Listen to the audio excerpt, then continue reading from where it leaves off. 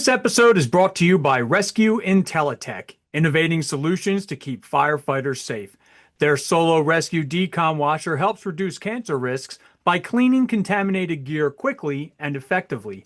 Learn more at rescueintelitech.com because clean gear saves lives.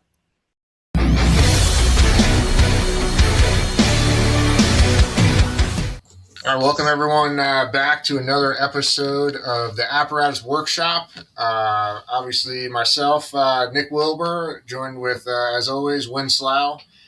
Today we're reviewing this year, kind of figuring out how we're going to start the next year, January 1st, 2026, off right, and what we have in store for this podcast.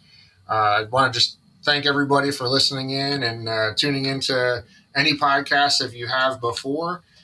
If you have not, I just want to run through some of the podcasts we've done in the past, some of the things we've kind of covered a little bit, and kind of just review what we've gone over. I think there's a lot of information there, and you don't always know what's left behind after it's done.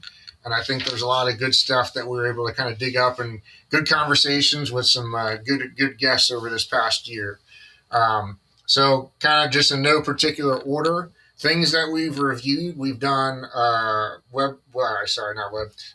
podcast on reserve fire apparatus. So we talked about what ISO says, what NFPA generally kind of talks about, and then what quote unquote best practices, and how there's really no one size fits all for that, but what we should be looking at as far as reserve apparatus as a department, kind of gets bigger, or department staffing gets smaller, all those considerations and how many rigs. I mean, they're the biggest cost in the fire department besides the fire station or the people.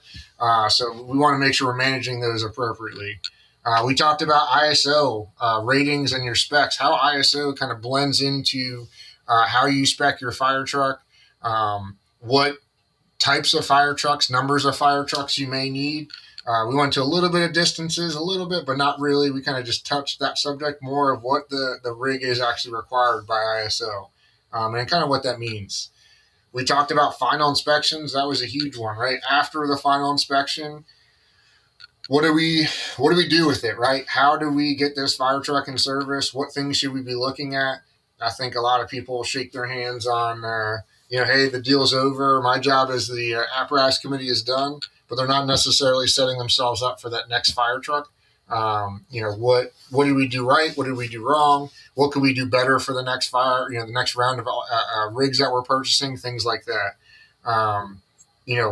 Weight was a big one. We did a whole episode on weight, but I'm pretty sure every single episode since we've started, we've talked about weight. Between that and the mission of the vehicle, we could probably, make bumper stickers out there. But there's a lot of things that people don't consider or look at. Something we noticed the other day when we were doing inspections in the Arlington fleet was we had some medic units that had a 19,500 pound capacity on a F550 chassis, and there was a couple that had 18,000 capacities with different years. Just something that, over the years we just didn't really notice. And as we were weighing our fire trucks for the yearly weight like we're supposed to, we kind of picked that up on the tag. Everything was within weight still, but just raises the question, why did that change, right? So just kind of an interesting thing. And again, the more that you look into it, the more you kind of realize things and start picking up on the stuff that might matter. We talked about budgeting. Oh, man, that was a good one. Everyone, especially ourselves, we kind of get wrapped up into all the, fancy safety things that are awesome and great, but everything that we want to put on this vehicle, or everything that you want to talk about or see on the social medias or out there being, publicized, or FDIC, all the shiny new gadgets, they all cost money. So how do we balance what the money versus operational parts of the rig, and where does that kind of flesh out at the end of the day when we don't have a huge budget to work in? We did 3 parts on tiller trucks. I mean, obviously such a huge vehicle, we need to cover it in multiple angles, but we talked about getting one, actually acquiring one, and talking to the powers that be, whether it be within the fire department or external partners and municipalities, and how to kind of look at your area and figure out if you need a tiller truck or not. Then we talked about operationally what a tiller truck can do. And then we had a great guest on about speccing and the training side of the tiller trucks as well. Heavy rescues, we dug deep into heavy rescues. What is heavy of a rescue, right? What part of that is heavy versus not, and what's your your ability or limitations for it? Parade ready versus response ready in the final inspection. Are we looking at we go down there, we inspect that rig. Are we looking at the actual mechanical pieces to make sure we're ready, or are we just doing the paint marks? We look at the blue tape or the markers for every paint scratch or ding or anything like that. But are we looking at the underside and making sure it's lasting? We looked at 2 different episodes, one on the engine, one on the truck, basically making them the working ends, talking about different hose setups and water capacity setups. And we talked about ladder complements on ladder trucks. And then my favorite, the data, right? We had a pretty good one on data. I think it's probably the least sexy topic of the fire specking world is looking at the data and capturing the right data. And I think that one is a good segue into how we can start off this year correctly, or the right foot, if you will, right? Because correct is obviously subjective. But how can we begin this new year right? And how can we set ourselves up for success? So I'm going to throw it to Win here, and just what do you think kind of top things that you would consider if you were managing a fleet or in charge of speccing rigs or just interested in the fire trucks in general? What are some good kind of high level things that you might want to put out there for folks to kind of wrap their heads around and kind of get a start on January 1st, 2026? Yeah, I mean, I think, just starting with that data point, and, whether you're going to buy a truck this year or are looking at it in the next 3 to 5 years, I think now's a great time to start that. If you haven't been keeping really, really good track of your data, you're just hurting yourself. If you don't know how many miles are going between oil changes or things like that, and they're going to differ between every fire department based on your call volume, how much you use your apparatus for other things, whether it's just to go to the grocery store or whatever, all that's going to dictate that. And you should kind of have that down to a science as to where that's going to fall in and how to schedule them. And then, utilizing that data, whether it's electronically, which hopefully today it is, but sometimes that's not always, that maybe that's not the easiest way for everybody, or it's not affordable at the same time too. But there has to be something that's documenting your mileage, what it goes out of service for, when it goes out of service, what lights you're replacing, on a routine basis. You want to have all of that information at the ready, so that if you hire a consulting company, or even if you just want to be able to pull it yourself as you go into that next apparatus build, that'll help you not only with the build, but it'll also help you project out when you need to start to look at replacing apparatus. How long can I anticipate this to last? Are the are the pieces of equipment that we're putting on there, are they really the best pieces, or should we switch to a different brand of light, a different alternator, a different, radiator hose, things like that? Or, are we blowing radiator hoses every day because we're using a silicone versus a rubber, or the other way around? What are we working at? And then how do we make those adjustments and changes moving forward? But if we're not keeping track of that, if we don't have that data, if we don't have the money that we're spending on fire trucks, then we don't know when it's time to replace one. And that money becomes a big thing, because, you might look at your fire apparatus and you have a 15-year-old piece of apparatus that you're spending very little money on. You're running it routinely. And then you have a 10-year-old piece of apparatus where it's never performed well. There's always issues with it. You can use that data now and say, hey, we're going to hold on to this 15-year-old piece of apparatus for a little bit longer and replace this 10-year-old one because it's costing us a whole bunch more money. But without that, you don't have that opportunity. And January 1st is a great time to start that. Today's a great time to start that in reality. I mean, the sooner the better. and however you want to go about doing it, but somebody has to kind of take that on, and you should be able to pull that stuff up and say, yep, we spent this much money per mile, per call, however you want to classify it. Every time we take this fire truck out the door, it's costing me $80. That might, in a small department, you might say, hey, listen, while it's great to have the fire truck with us all the time, if we're running a mile down the road to get, groceries or go to the hardware store, maybe we should take this other truck if it's costing me $80 a mile to go down the road every, that's all budget, that all, it's the bottom line at the end of the day. And that's what's dictating whether a fire company stays in business or stays profitable or, is able to keep providing service. So, I think that's a big thing there, man. I mean, you talked about it being a business and being profitable, and people might shrug their shoulders at that, but at the end of the day, it's staying in business and providing a service, right? I shrugged my shoulders a little bit as I said it. I didn't like the way it came out, but at the end of the day, all fire companies, whether they're paid or volunteer, you're providing a service. At the end, you're a business that provides a service. However, it's funded or whatever, you still have to account for that money. And if you can't account for the money and you can't afford to replace fire trucks and things like that, then you can't provide that service, and you're going to get put out of business essentially. And I think there's some that might, on the lower end of the quote unquote totem pole, right, that aren't in the chief's office or maybe higher up in the office that might not understand how this data can help them today. I mean, just think if you're sitting on a spec committee tomorrow or even today, this last year you're on a spec committee, you're getting ready to replace your next rig.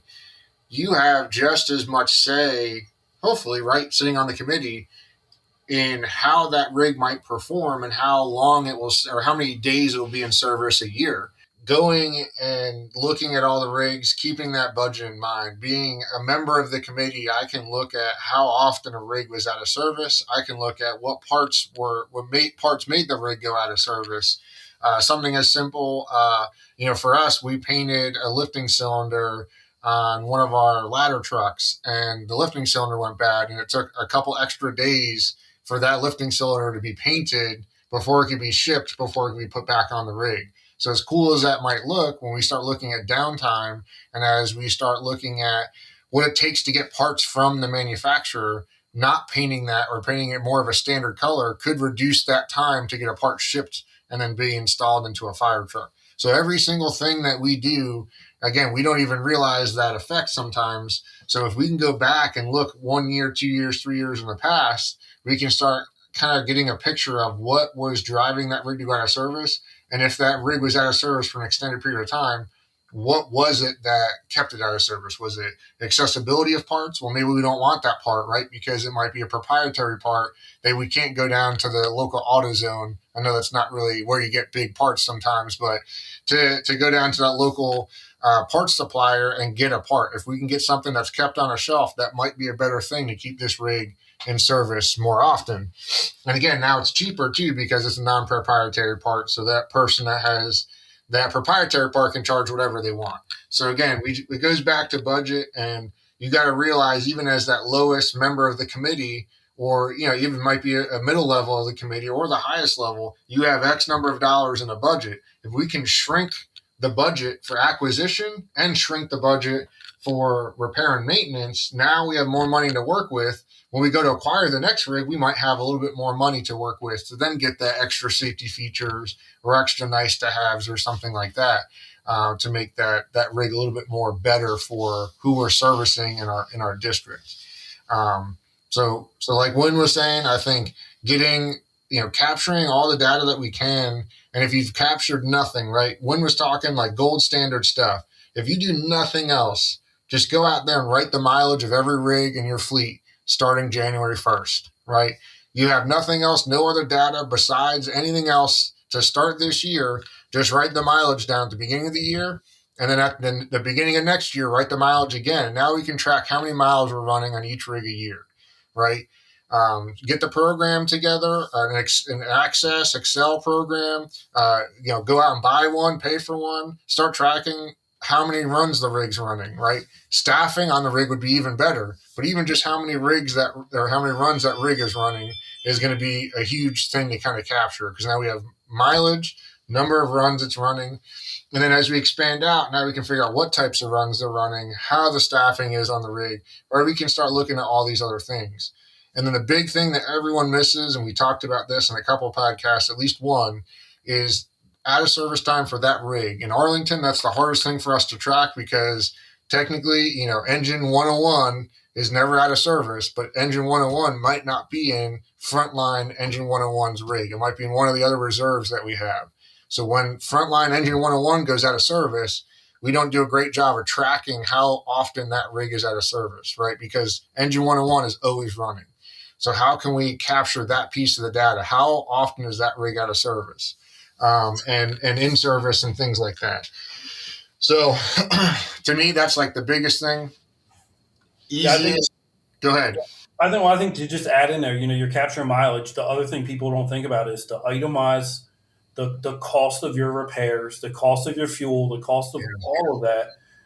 You really have to keep really good track of that. And, we put a windshield wiper on it. It costs us $80. Well, that's not small potatoes at the end of the day.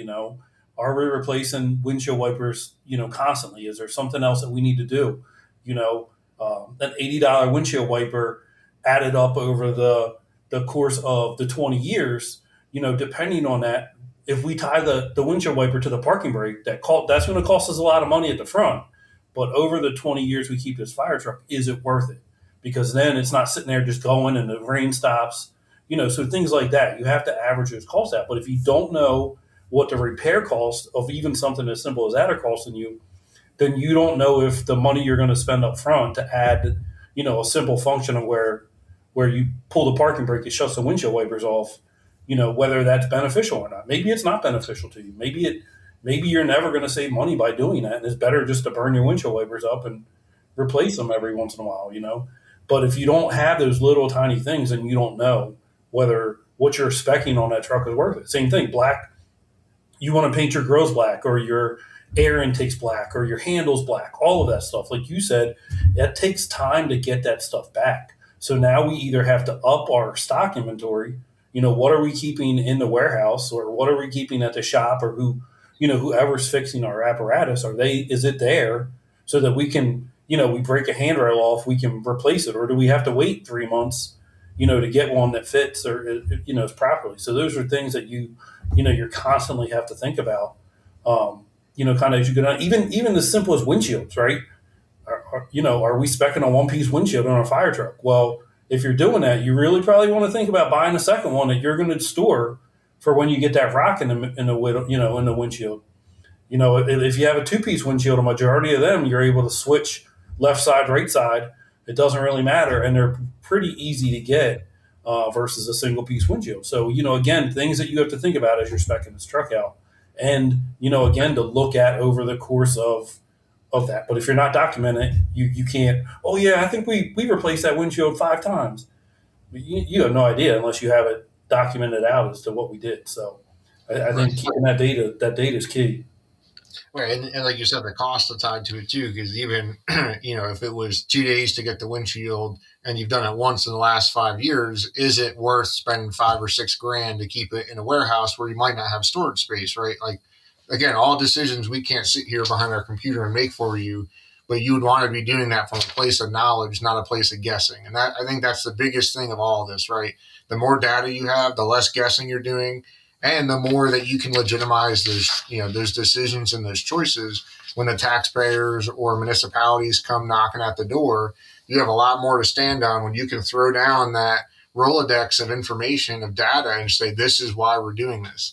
I think when we go in and do jobs and fleets and even, some speccing, but mostly fleets, and we throw out a replacement plan or something like that to help the department out, a lot of things people are like, I never thought about it that way, but a lot of it's just like, oh man, we just never asked those questions or looked at that data. They have a lot of the pieces around, but putting it together and looking at it through the light all in one spot has just never really been done before. So I think that's a big thing. At the end of the year, sit everybody down that's in charge or whatever, and kind of get the shops in line, and not in a bad way, like we're cracking the whip and getting people, to pinch pennies or save money or anything, but just understand where all the money is going, I think is huge.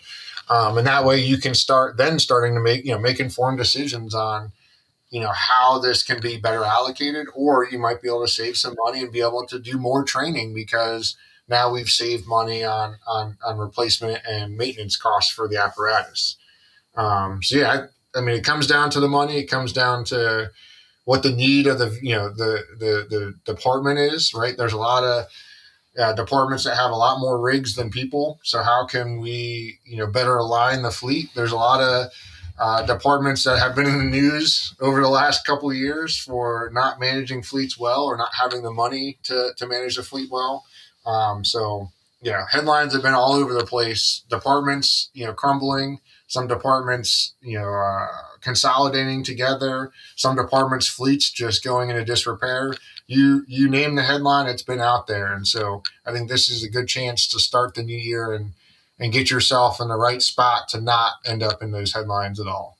Yeah, and as I look through like the stuff we did here, I wrote a couple things down as you were kind of talking through them too, and I think this kind of goes into it is the apparatus manufacturing world is crazy right now. It's all over the place with the time frame, and we keep saying, "Oh, it's going to come down. It's going to come down." I mean, it's coming down by a month or two. I mean, it's not coming down back. So we got 3 days better last week. and even if the time frame comes down, the price range is still just skyrocketing, and there's nothing that's stopping that I can see anyway. I don't know. Maybe I'm sure there's somebody out there who can contradict me on that, and that's fine. I hope they can. I really do. I hope it's coming down. But I think one thing that we miss or we don't think about is especially if you are dialed in, if a paid department, like our Arlington, where we're relatively dialed into where we need to be now, and probably for the conceivable future, is what can we change now, based on that data that we have, based on we know what our timeframes are to get apparatus. What if we just made a simple change from an aluminum body to a stainless body, and we ran a couple? You start to think about that, and you run it. Well, what if we can start to re-chassis some of these bodies, and we can now maybe cut down half of our build time because the body's already built, and it just needs to have a little bit of repair work done on it. Things that we don't think about or that are kind of outside the box there that we haven't done. And that's a completely different world with what we do in Arlington that we don't need to get into with the buybacks and all of that. But there are, how does that affect some of these smaller, mid-sized departments or even larger departments, where we could potentially spend a little bit of money up front, but in 10, 15 years, we start to see that cost savings to where, and the time savings in replacing apparatus, because we can start to cycle things out if just by making a simple change to stainless or something like that. I mean, you look back at what you're just saying, the motor's going bad on, that engine, that pumper. If the tank, the pump, and the body are all good because it's stainless steel, I mean, even aluminum, but really stainless steel is like the primo for that. I mean, you go out there and repaint it, get a new chassis on it, $250,000, $300,000, let's say it's even $500,000, right? On the high end there. $500,000 worth well, yeah, I mean, I think chassis wise, you're probably in the sixes right now, but still, like even still, like $400,000, $500,000, $600,000 in savings. That's a huge, for basically a brand new fire truck. Right, and you can now, instead of paying 1.3 for a pumper, you're paying 6, 7 for a pumper. I have kids, so that I didn't do that. But, I need to catch that first, man. You're paying 600, 700,000 for a pumper, and now instead of only being able to do one, you might be able to do two of them.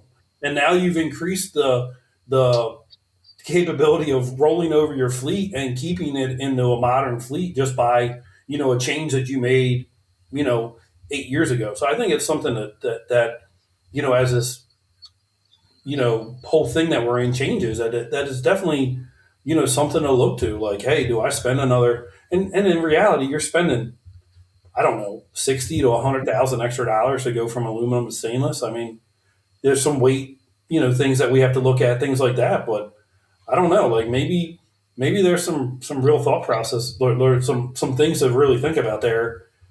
But you have to have those conversations and look forward down, look forward to that. But you also, in order to do that, you have to have all that documentation of history to kind of say, all right, well, we can make this work, and these are the things that we need to change to do it. But Right.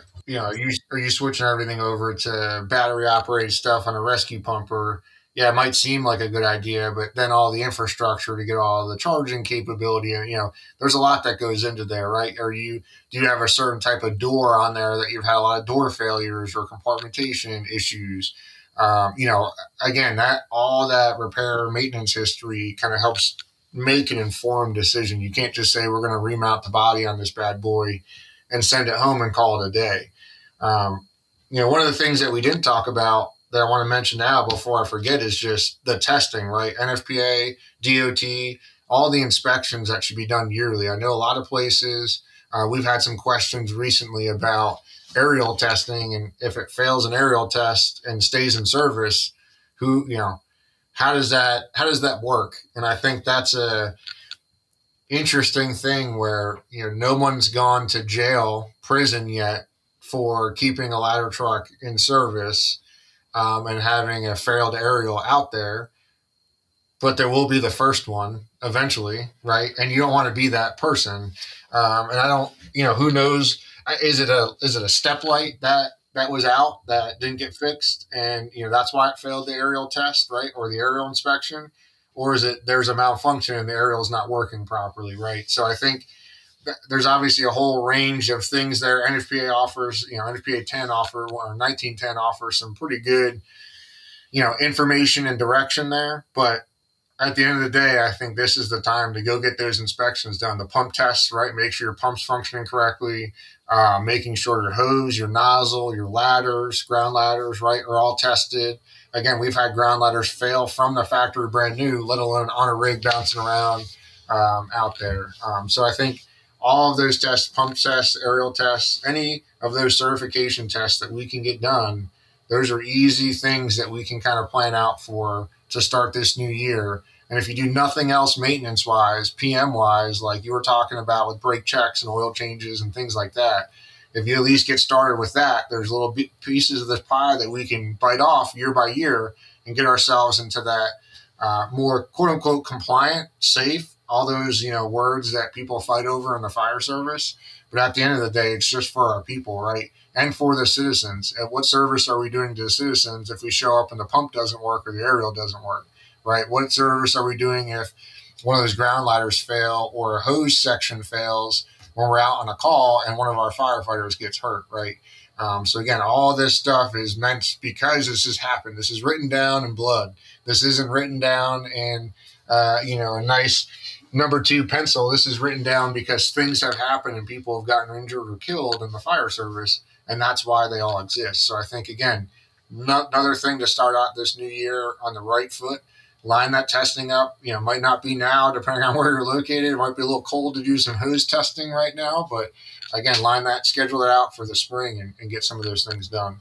Yeah, and there's something I was going to bring up there regarding ground ladders, and I was trying to figure out how to fit it in here to like the year in review, but I think it does, and it's kind of in the after the final inspection one that we talked about is what can you do before to prep for the after, and one of those things is nobody thinks about this, but we buy a ladder truck and it comes with ladders on it. Well, that's great. Do you test them right away? Because like we've gotten caught where we haven't tested them right away. And luckily, before we put it on the fire truck, we did test it and it failed.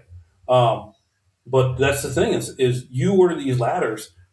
I mean, you've been to the factory. You know what it looks like. There's hundreds and hundreds of ground ladders laying around outside. When were they manufactured? When were the ones that you got on your fire truck built? And if they weren't manufactured within a year, which I don't know if the possibility is there that they haven't been. I don't know. But if you're not calling that out or asking somebody, I mean, in reality, like that should be on the manufacturer or your dealer to provide that service for you. But if you're not preparing for that in the build process and requiring them to do that, then it's not getting done. So that's kind of that. What can you do before to prep for the after? And that's one of those things is you have that conversation with your dealer or whatever and say, hey, we need these ladders tested, and I'm not paying for it. It's part of the fire truck. I mean, maybe I do pay for it. Maybe you build it in there. I don't care, but I want to test it certificate. I either want the manufacturing date that they've been built. It's like buying tires, right? I want these tires need to be built within 6 months. 6 months of them going on this fire truck because there's a lifetime on them, and I want to make sure that I'm covered, and I want to make sure that I'm capturing the majority of the lifetime of that tire that's going on this fire truck before NFPA says I have to get rid of it. Same thing with the ground ladders is what can we do? So what can we do before that final inspection to prep for it? Same thing. What can we train on? Especially if we're making a large scale change, like are we changing hose loads? Are we changing locations of things? Is there something we can set up in the firehouse, a prop or whatever, that allows us when we come back to, understand how we're going to pack the hose on this smaller hose bed? Or, hey, we combined an engine and a rescue, and now we have, our hose bed shrunk, 10 inches because we went full depth compartments on one side or both. And we had to change everything. So we went from a double stacked Minuteman to a single stacked. How do we pack it? How do we, do this? How do we do things to make sure that we can get this fire truck back in service after the call? These are all things that we can think about and kind of do, as we prepare for that final inspection. That can be beneficial. I think we again bringing back what we're kind of doing in Arlington, adding that 45-foot Bangor ladder onto the tiller trucks. There's no reason that you should be waiting, and we've had fire trucks delayed for things like that. That would be something that it's going to come with the fire truck. It's 4 years out for the fire truck. I want it at year 2, or I want it at year 3. I want that delivered, drop shipped to the firehouse. Yeah. And even if it costs you an extra $1,000 to ship it to the firehouse, I want it now. But then you just remember, you do run into that. You better make sure there's a 45 at the factory too that you can put in there. You want to try it too. So, but you're right. And that's absolutely true. You got to weigh all those options, right? Because are you going to have a spare? If you don't have a spare, then you only have one ladder. Work. I'm going to buy one because I know we're going to probably drop it at one point, and we're going to need one. So like. Right. You can say that you can buy that second ladder. It all depends. Like it depends on your contracts and what's cheaper. But that's something you should. But again, what can you do now to prep for after the final inspection? And that's one of those things that maybe we get a 45 trainer 45 that becomes a spare if something happens. But you don't want to get a banger ladder the first time and when it comes on your fire truck and then try to figure out how to use it, because it's probably not going to go well. So, I think the hard part now is with everybody getting pushed out the way it is and all the apparatus getting pushed out, the days of having the fire truck sit there brand new in the firehouse and give it 6 months to mount tools and everybody Google and do driver training and learn the new equipment. I mean, I don't know that that's happening much anymore, right? I mean, there's plenty of departments and stuff that are doing great work in replacing apparatus, but even still with the newer stuff, some of it is going out of service more for little things, and it's stressing that reserve fleet. So the days of just having a new fire truck sit around while we can get ourselves ready and prepare are kind of over. So that 3 or 4 year lead time, if you're faced with that, that's your time to prepare. So all the stuff that you can do, like you were saying on the front end, getting the ladders, training on the ladders, it's not wait for the thing to come in service, right? Get the training, get the classes, any of that classroom stuff we can get out of the way, because you don't know, that ladder truck could show up day 1 and day 4. Your primary rig that you've been waiting now and stretching it 4 more years in service, just took a dump and now it's not in service anymore. What do? Do you not have a rig when you have a brand new one sitting there? That's a very tough decision that you don't want to make game time. You want to have some preparation done ahead of time to be able to line all that stuff up so that everything's moving down the pike. And if you were faced with that decision, you feel a little bit more comfortable because you've had some training, some hands-on, some awareness, operations manual for aerial devices. That's not going to change in the next 4 years necessarily. So start getting those drivers into the manual, understanding some of those controls. Plenty of videos out there, supplied by the manufacturer or not, on how some of that stuff works. Get that training started today. Don't wait at all, because it's a lot to look at and to kind of take in when the new fire truck comes with all that excitement. So kind of get some of that stuff out of the way early. Yeah, I think you say that, oh, we're doing a final inspection and beyond, and you just think about the apparatus itself, but it's really the whole thing, and you want to you got to build it all together, like your drivers, everything. You have to your understanding and knowledge of the apparatus has to be built at the same time that you're building the fire truck itself.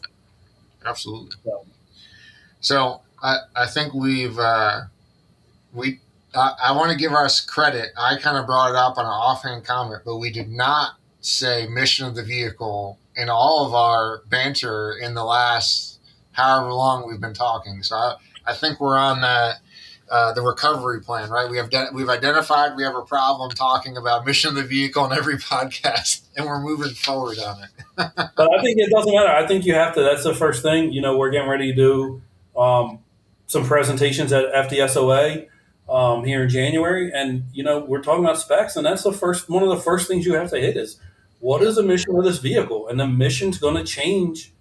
But again, if you and to kind of tie it back together, if you don't have the documentation of the calls you're running, the amount of people you have, things like that, like then how are you making the decision on what the mission of that vehicle has to be?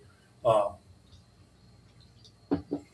how are you doing? I've never been a big fan of combination apparatus, but in today's environment, the simple fact that fire departments have to hire people just to say, in business, there's not enough of us to get hired. You can only work so many part-time jobs. So again, even somebody who's trying to hire people, it's not always going to happen. So and not that you should never fix staffing problems with apparatus, but unfortunately, like you might have to make do. That's not the way you should do it. Trust me. But that's probably never the plan with anybody. But at the end of the day, there's just not enough people to do the jobs that are required to provide fire protection for all the people in the United States. And you got to start looking at different things. But without that documentation, you can't you can't build the mission of the vehicle. You can't define what's needed for your community, and then you can't define the mission of the vehicle that you're trying to build, and it's difficult. I've seen a couple of reports recently, and we'll kind of leave our we'll look to the future after this comment and what we're going to kind of do coming forward or moving forward with the Apparatus Workshop. But there was a couple of departments in the Council of Government, the COG region of DC, in our big area with all these fire departments and all these might and resources. There was more than one report of larger jurisdictions that are combination career, mostly career, however you want to look at it, and volunteer, and how they're cross-staffing rigs, right? So you have an engine, a truck, and a rescue, and they have one crew for those that might be career or volunteer, and how they're jumping rigs, basically, is the other word to say it, and how that needs to go away. Well, that is great to write down on a piece of paper, but like to your point, how do you make that go away? There's two ways to do that. You hire a lot of people to then not have to cross-staff rigs, or you make a rig that has both of those rigs on one. Those are the only two options. There's really nothing magical that you can do. And so in the monetary thing, if I'm a budget guy or gal, I'm going to sit up there and say, all right, I can buy 2 fire trucks and I can hire 8 people per the NFPA standard, 4 on each. Or I can hire 4 people and I can buy 1 rig. So as we start pushing for more staffing, and you look at the staffing pool shrink and they're not coming, something's got to give, right? And so I think you're absolutely right. And we're seeing it play out a little bit. And there's going to be these pushes from unions or volunteer organizations or municipalities, whatever way it goes. And that pressure is going to create all sorts of different things. But in reality, there's 2 ways to go. And they're going to have to choose their path, if they're going to make a change. And it'll just be interesting to see. But yeah, it's all of that requires a lot of thought and data and people. And if people don't come, then there needs to be more thought and data behind it. So looking to the future, I'm pretty excited for the start of 26. I think, we've kind of gotten some good traction on some stuff. And I think there's some things we're going to revisit, but starting off the new year, one of the things I'm excited about is we're setting up a podcast on NFPA 1900 and even NFPA 1431. Sorry, for drivers training and 1900 for spec and rigs. There's a lot of talk about NFPA out there, and after the new 1900 update, there's so many podcasts and conversations on what changed, but there's not a lot of education or talks about what's there, right? If I just go and open it up today, you can tell me what changed from yesterday to today.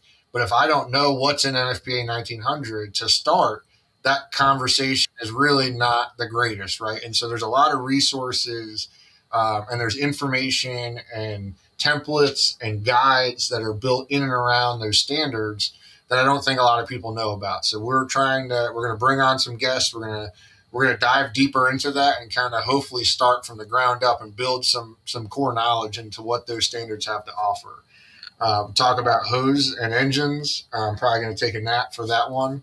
And we're going to bring on guests because I don't like to talk about engines as much, but we're going to talk about that, hose layouts, different hose packages, and how that affects rig design. Building out your rescue squad. What's that?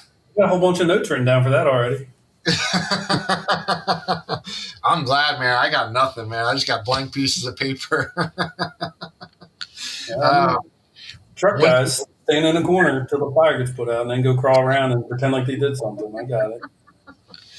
Hey, man, got to come out dirty, right? That's the only way to prove. I mean, that's why I keep stuffed animals in my pocket to hand it to you guys as we go by.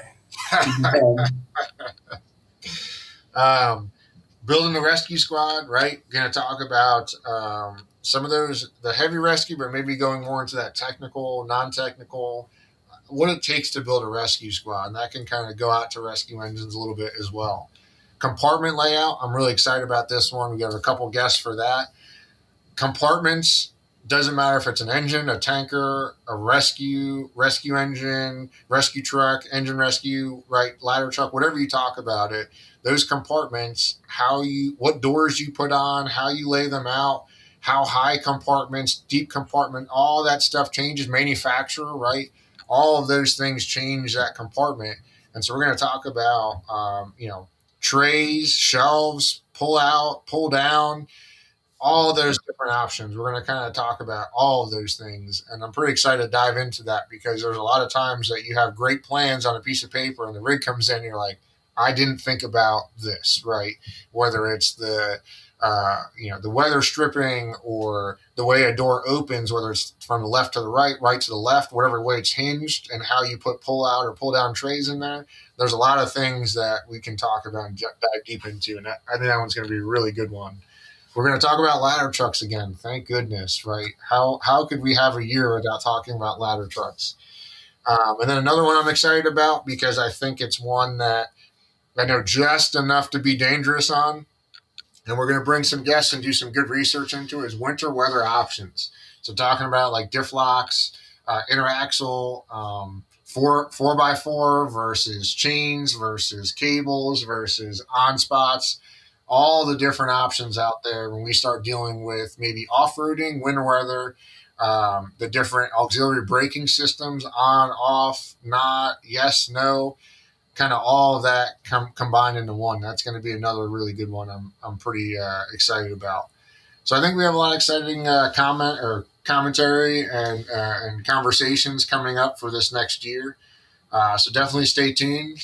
As always, if you have any suggestions, you have any topics that you think that we should dive into, we're always open to suggestions. We've talked to a couple people along the way, different shows and different aspects or areas, gotten some emails. Don't hesitate to reach out. We love to hear the comments, good or bad, feedback, and then obviously any direction to what needs to be covered. Different areas of the country are facing different things, and we want to do research, dive into, and bring people on to talk about it all. So we'll always take that on. But yeah, I think that I'm really grateful for this last year. Had a really good time talking about the topics that we did. I look forward to next year's topics. I hope that everyone has a safe and happy holiday season and gets their data on their fire trucks. When you have anything else to wrap up this great year of talking fire trucks? No, I think that's it. It's a new year. It's a good time to start. Like, just get started, start collecting that data. I know it's a lot of work. Especially if it can't be done easily electronically, but even just capturing your mileage per month, even if you wait to the end of the year, but you capture your mileage along with the cost that you're spending, everything from fuel to everything you put on that fire truck, then you can start to break that down and really see what your fleet replacement plan needs to look like. So, yeah, data. I mean, it's probably one of the things we don't talk about enough, but it's probably one of the more important things. So, first of the year is a good time to start. Jump in.